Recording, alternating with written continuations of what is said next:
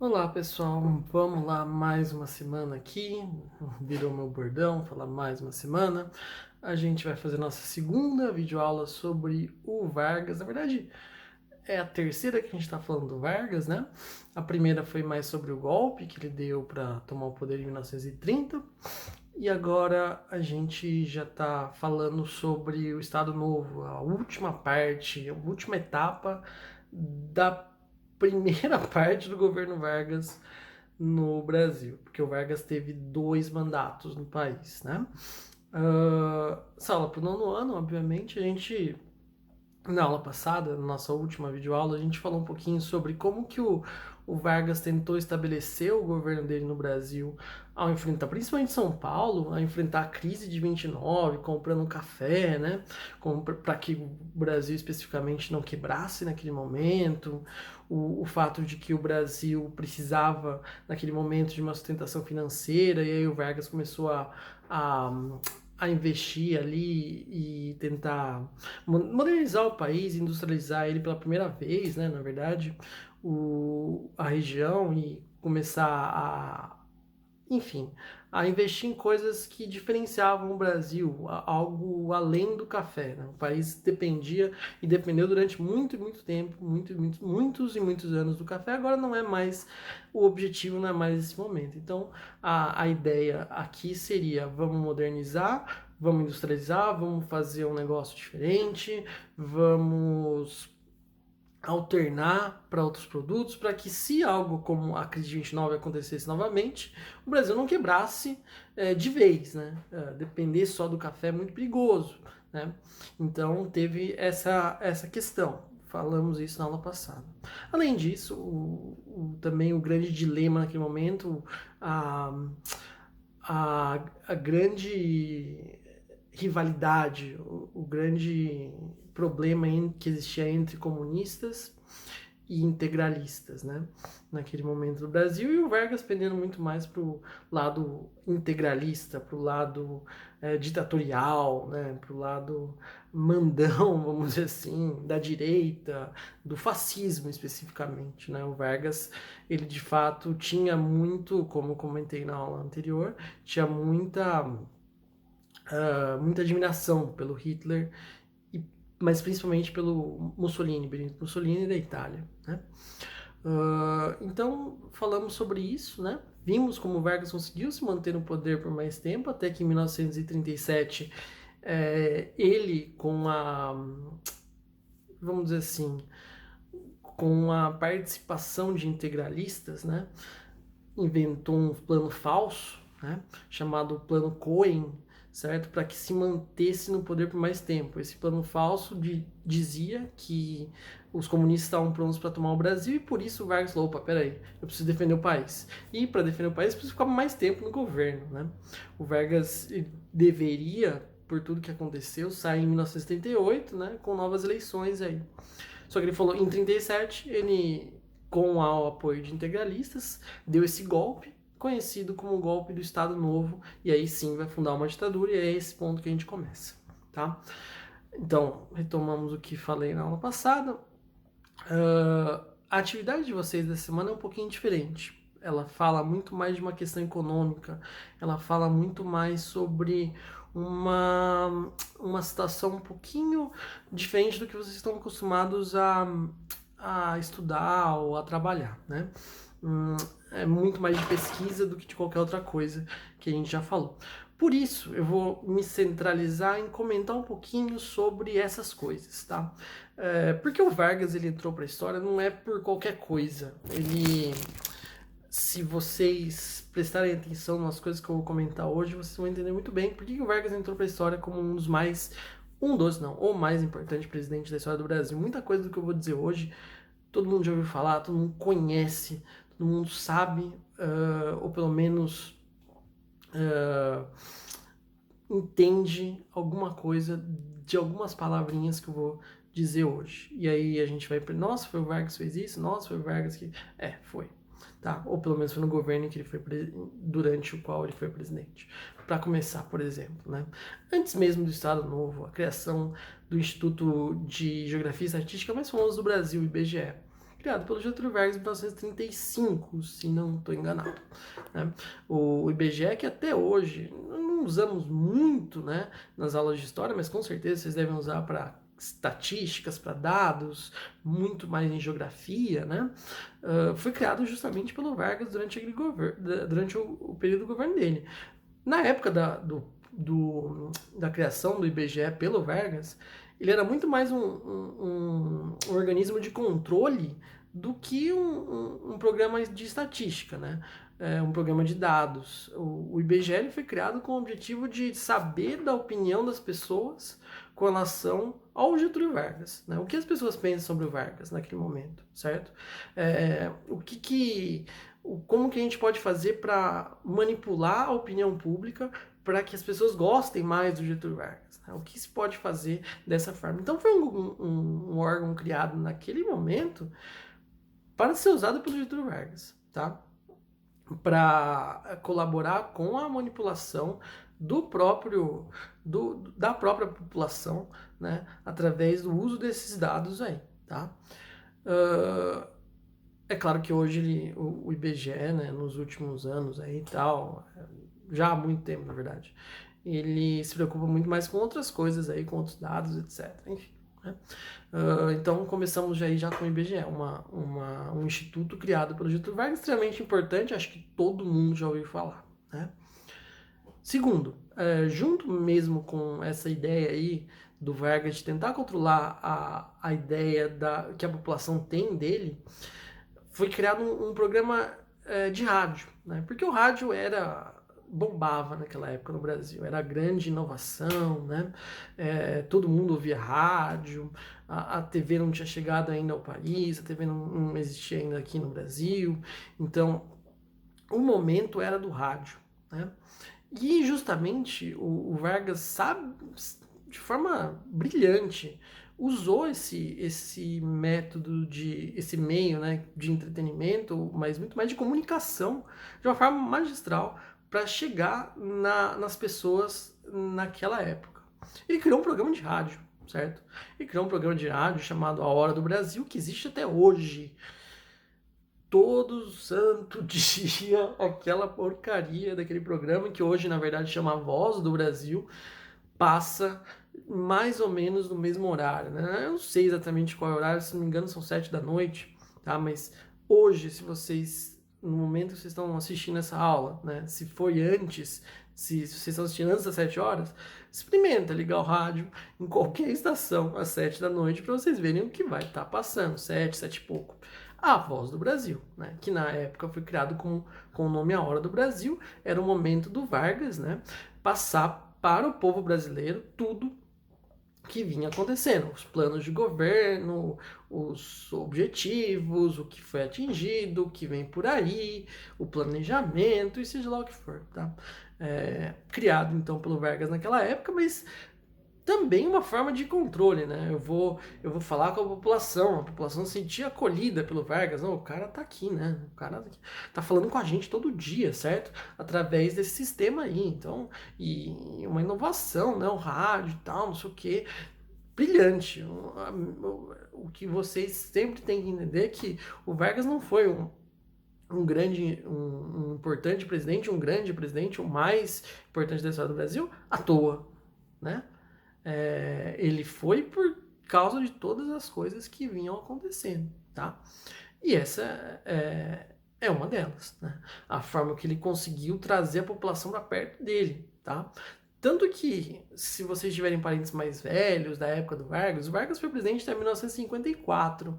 Então, existe muita gente que ainda está viva e que viu o Getúlio Vargas, que estava vivo durante a época do Getúlio Vargas, pode ter visto, mas que estava vivo durante a época do Getúlio Vargas e viveu, né, os anos de governo dele. E muita gente dessa época defende com unhas e dentes o Getúlio Vargas, tá? O Vargas vai ganhar um apelido no Brasil chamado de pai dos pobres, né? Agora, ainda não cheguei nessa parte. Por que ele vai ganhar esse apelido? A gente já chega lá. Então, o IBGE, certo? A Hora do Brasil, que hoje é chamado de Voz do Brasil, é um programa do governo brasileiro para falar com a população, certo? Vargas chegando mais perto do povo aí, certo, né? Mas não para por aí não. Vai ter muito mais coisas que vocês conhecem, já ouviram falar e que até hoje existem, que foi criado pelo Vargas naquele momento, né?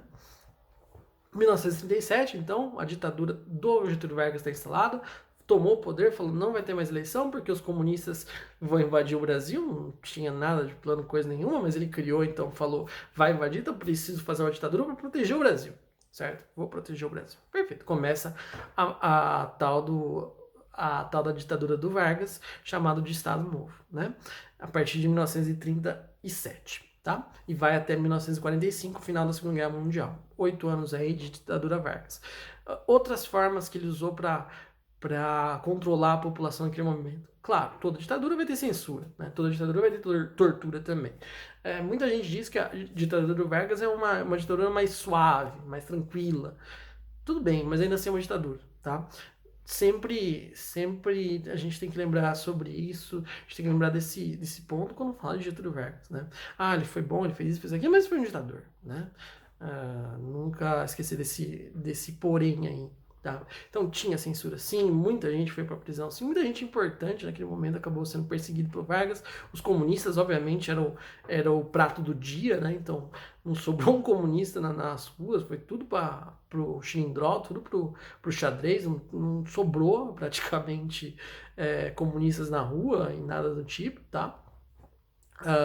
Mas ele tinha alvos muito claros e muito específicos em algumas situações, né? Ele tinha inimigos muito óbvios, tá? Naquele momento do governo dele. Mas a gente fala sobre alguns deles daqui a pouco. O que é mais importante da gente estabelecer é, então, como que ele...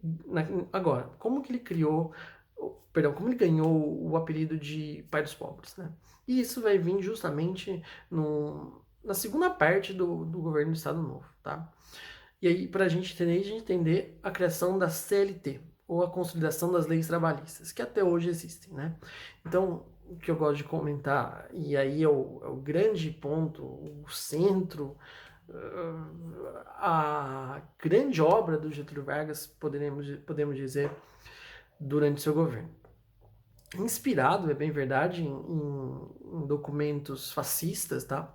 Documentos do Mussolini, que ele já havia criado na Itália, o Vargas elaborou, né, para o Brasil, inspirado nesses documentos, uma série de leis que ajudariam o trabalhador a se manter no país. E que leis são essas? O salário mínimo, por exemplo, tá?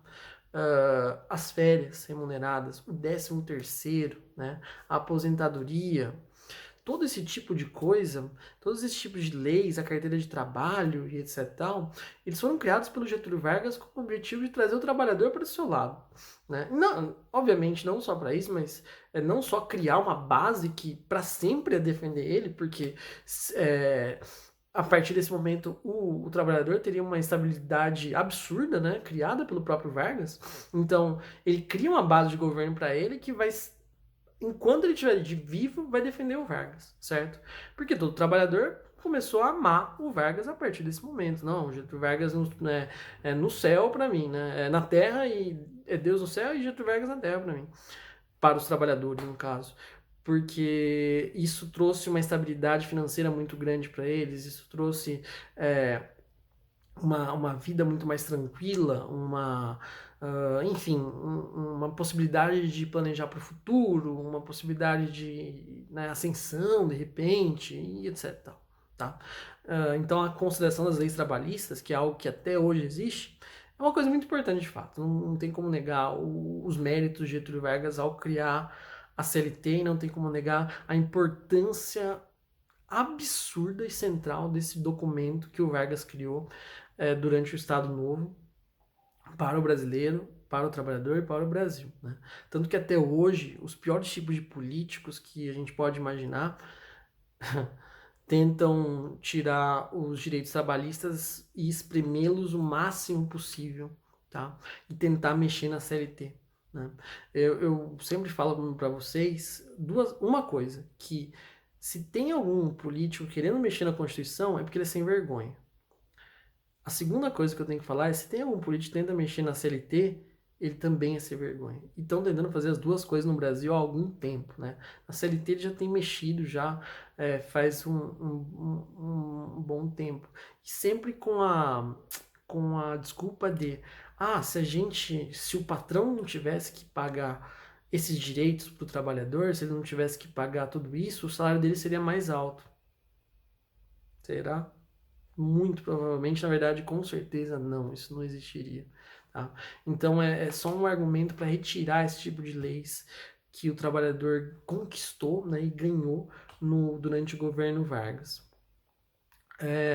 Então, nesse momento, ele cria uma base que vai sustentar ele para sempre. Enquanto o Vargas estiver vivo, o trabalhador vai estar do lado dele. Portanto, por isso que eu falo que muita gente que viveu durante o governo Vargas vai tirar essa lição, né? O Vargas é meu Deus, assim, né? Certo?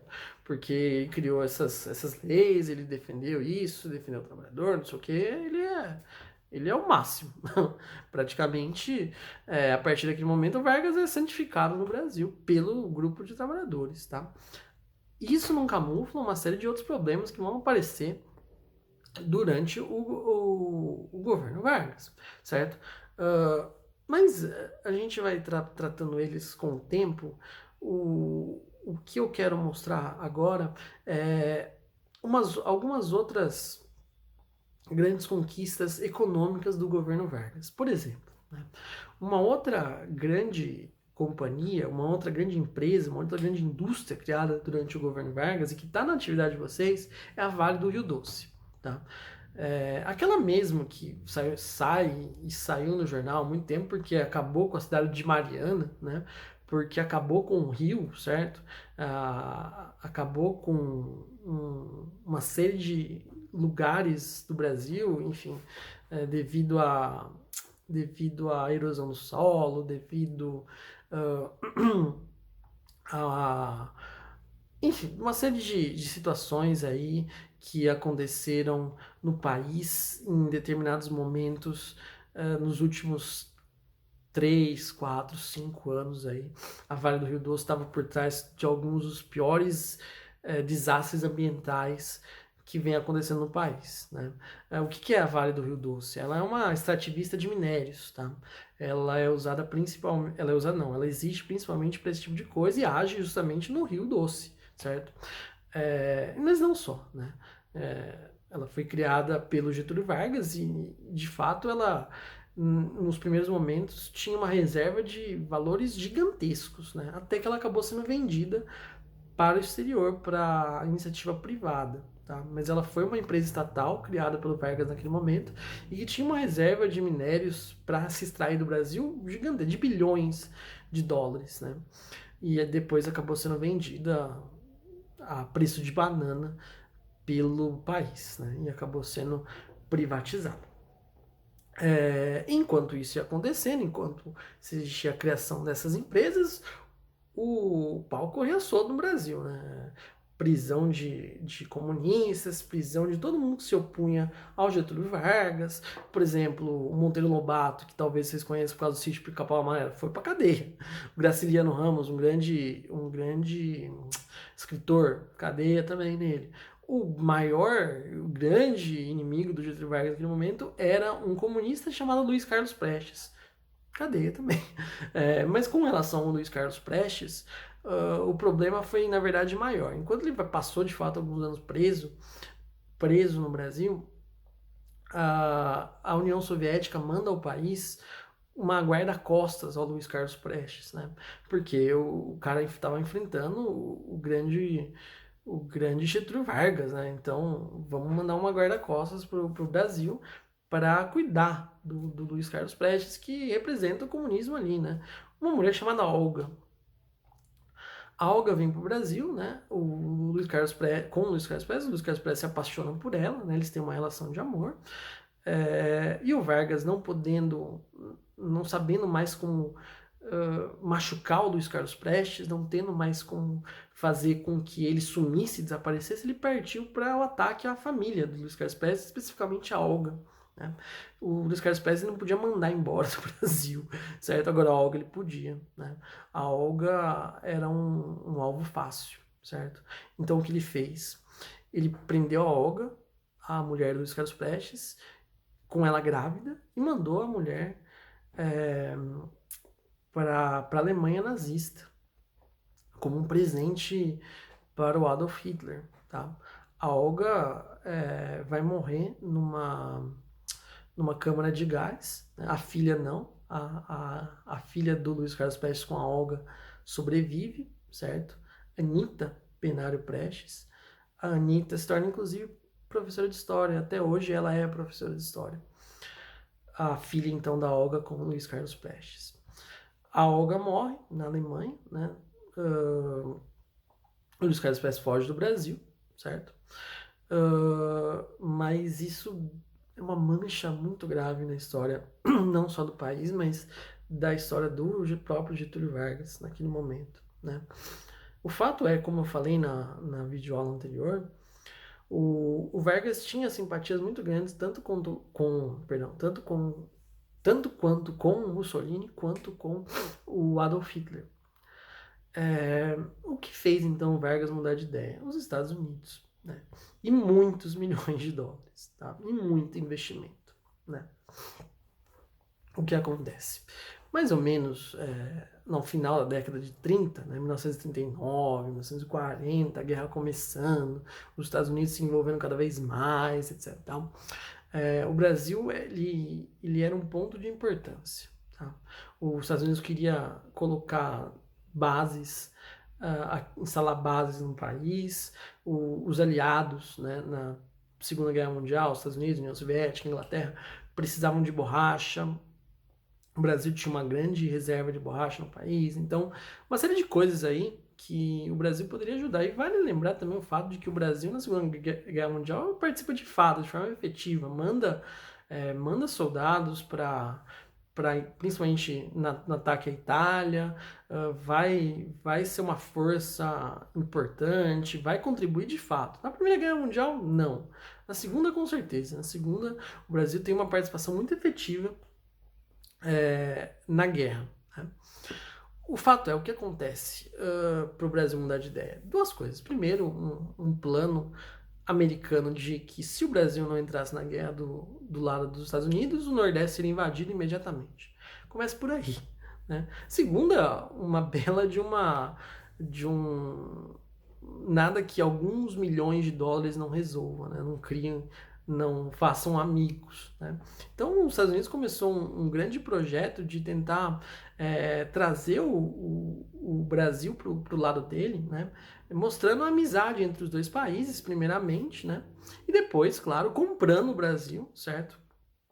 Praticamente subornando o país com milhões de dólares, né? Então, primeira parte desse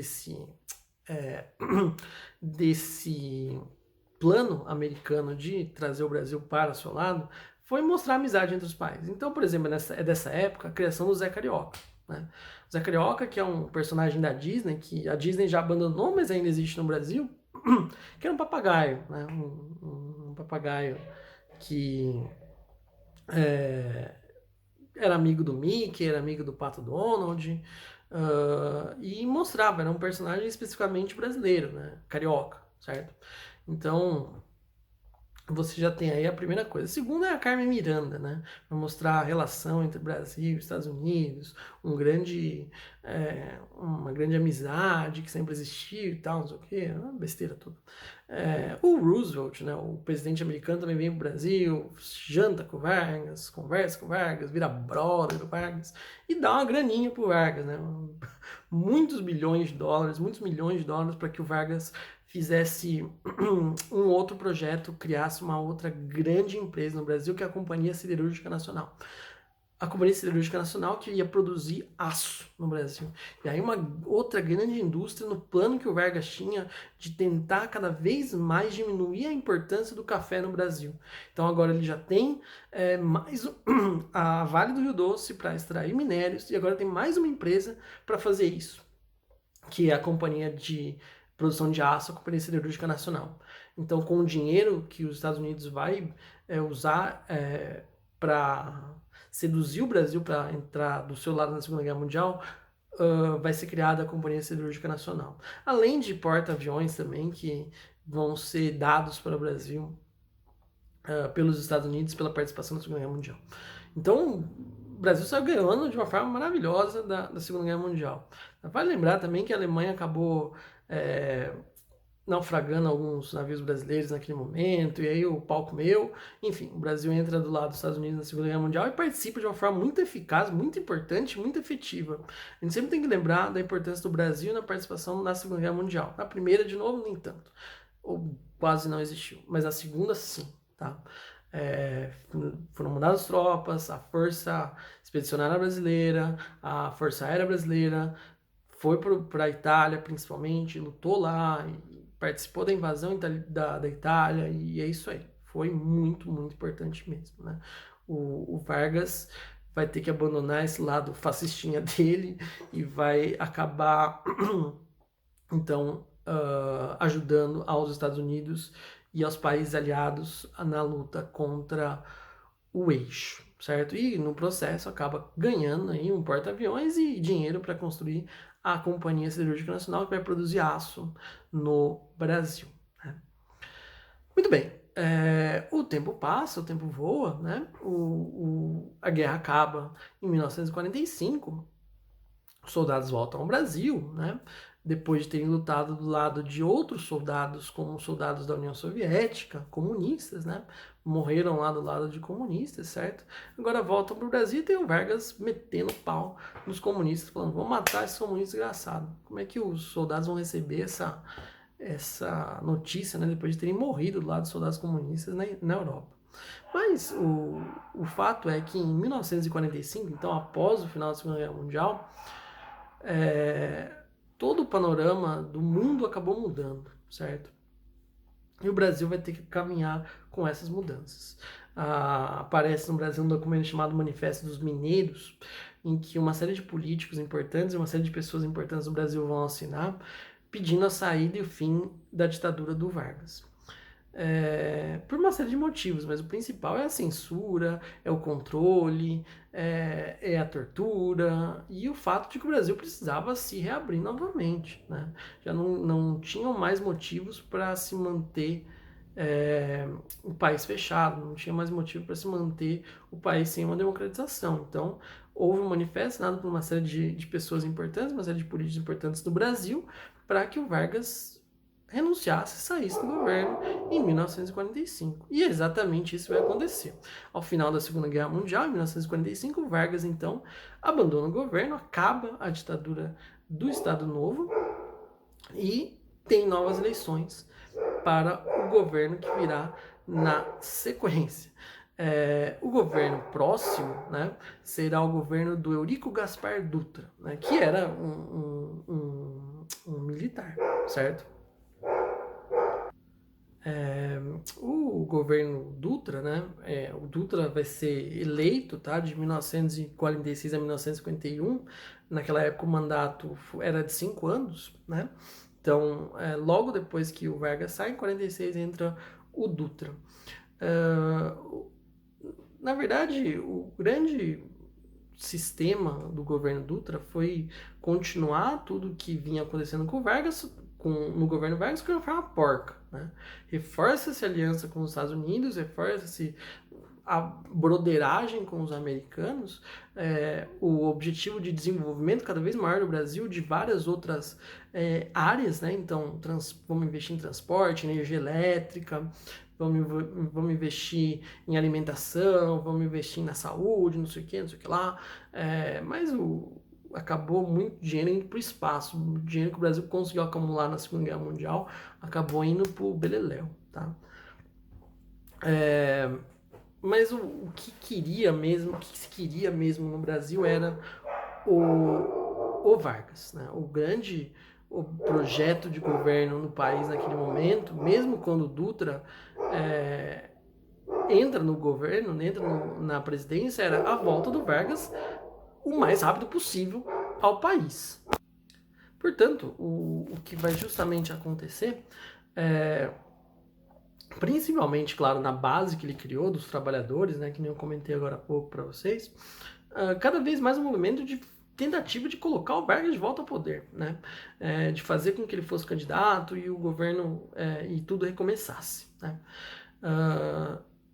Inclusive, ao final do ano de 1945, teve sim manifestações para que o Vargas continuasse no governo, tá? Um movimento chamado queremismo de queremos, né? Então, uma série de pessoas no Brasil, principalmente da parte trabalhista, né? Defendendo que eles queriam que o Vargas continuasse, né? Queremos Vargas, queremos Vargas. Por isso o movimento acabou sendo chamado de queremismo. Então, né, muita gente, mesmo em 45, ainda defendia a permanência de Getúlio Vargas no Brasil e que ele simplesmente não deveria sair de forma alguma, certo? Festas foram criadas para Getúlio Vargas, né? Comícios. Ele foi um grande populista, né, que a gente costuma dizer. Ele governou para as massas a partir daquele momento,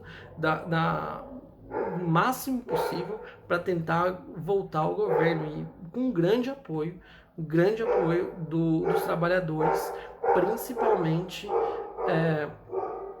com festas e comícios no Brasil. E por isso, então, né, o Vargas vai se candidatar e vai voltar ao governo. Ele vai ganhar as eleições logo depois do Dutra ter saído do governo, em 1951. O Vargas retorna à presidência do Brasil para mais um mandato, né? Só que dessa vez ele foi eleito. Lembra que quando ele entrou da primeira vez, ele perdeu as eleições em 1930, mas deu um golpe e aí acabou assumindo o governo mesmo assim. Agora não, agora ele foi eleito de fato em 1951 para ser presidente do Brasil. Essa segunda etapa do governo do Vargas vai ser muito diferente da primeira. Primeiro, porque não vai ser mais uma ditadura, né? Obviamente, ele foi eleito para aquele cargo, mas também porque a oposição ao Vargas já estava formada no Brasil. Muita gente queria a volta dele, mas muita gente não queria. É da segunda etapa do governo dele que, por exemplo, vai ser criada a Petrobras, né? O petróleo brasileiro, né? A companhia de petróleo mais importante do Brasil, que até hoje é uma empresa estatal, uma empresa brasileira de fato, é do governo brasileiro. Não foi privatizada como a CSN acabou sendo e como a Vale do Rio Doce também acabou sendo. A Petrobras continua do Brasil e foi criada também pelo Vargas, só que no segundo governo dele, né, na segunda etapa do seu governo, de 1951 a 54, quando foi eleito para isso. Tá? A última parte do governo Vargas, né, a gente vai ver na próxima aula, tá? E aí a gente vai falar também do Juscelino Kubitschek e da criação de Brasília, tá? Mas vale lembrar que essa segunda etapa, na verdade, é o finzinho só do governo Vargas, só praticamente 3 minutos, 3 anos de governo, de 51 a 54, ele deveria governar por mais tempo. Ela teve muito menos objetivos alcançados do que a primeira. A primeira ela foi muito mais proveitosa, muito mais produtiva no sentido de criar empresas, de produzirem coisas que de fato ficaram na história do Brasil, como a CLT, né? A Petrobras de fato é muito importante, acaba aparecendo na história do Brasil na segunda etapa do governo Vargas, né, em que ele foi eleito, mas a gente tem aí muito mais a pensar na primeira do que na segunda etapa do governo Vargas, tá? Então a gente vai falar o finalzinho da era Vargas na próxima videoaula e aí falar também do governo do Juscelino Kubitschek e a criação de Brasília, tá bom? Valeu, galera!